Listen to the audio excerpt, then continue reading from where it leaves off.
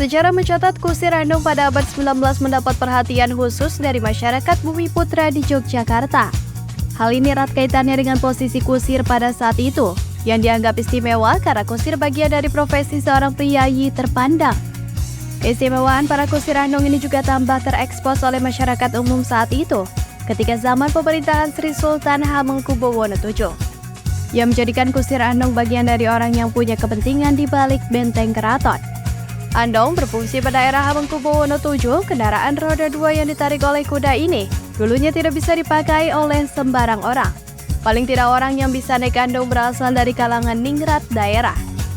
Selain karena prestise andong kala itu sangat tinggi, bayaran untuk menaiki andong juga sangat mahal. Oleh sebab itu biasanya kendaraan andong ini hanya diperuntukkan pada golongan priyayi agung atau sering disebut dengan istilah priyagung. Hal ini menandakan jika andong bukan kendaraan biasa. Begitupun dengan kusir andong, mereka bekerja tidak sembarangan. Selain upahnya yang banyak, kusir andong juga dianggap sebagai orang penting yang memiliki hubungan spesial dengan priyayi keraton. Pada era pemerintahan Sri Sultan Hamengkubuwono VIII, andong mengalami perubahan fungsi yang signifikan. Sejarah mencatat kursi andong di Yogyakarta saat itu diizinkan mengangkut orang biasa dengan bayaran yang tak terlalu mahal. Hal ini Hamengkubuwono VIII lakukan karena simpati pada rakyat kecil, terutama anak-anak yang dahulu memimpikan ingin naik andong tapi belum terrealisasi. Menjelang tahun 1960-an, transportasi andong semakin terlihat biasa.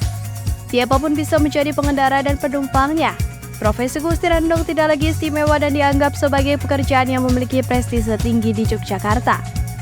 Namun ada yang lebih penting, mengapa HB8 mengizinkan andong dinaiki oleh rakyat biasa? Antara lain karena jumlah kuda di Yogyakarta sudah banyak. Pada tahun 1960, andong mulai kehilangan pamor sebagai simbol kendaraan golongan ningrat. Untuk mendongkrak perekonomian kusir andong, pemerintah Yogyakarta saat itu menjadikan transportasi berkuda tersebut sebagai kendaraan daya tarik untuk wisatawan. Artinya, andong dipekerjakan sebagai kendaraan lampau yang penuh dengan kenangan masa lalu. Kusir andong berpakaian khas Jawa dan menarik turis yang sedang berkunjung di kota gudeg. Andong dianggap ampuh menarik wisatawan untuk meramaikan kota Yogyakarta saat itu.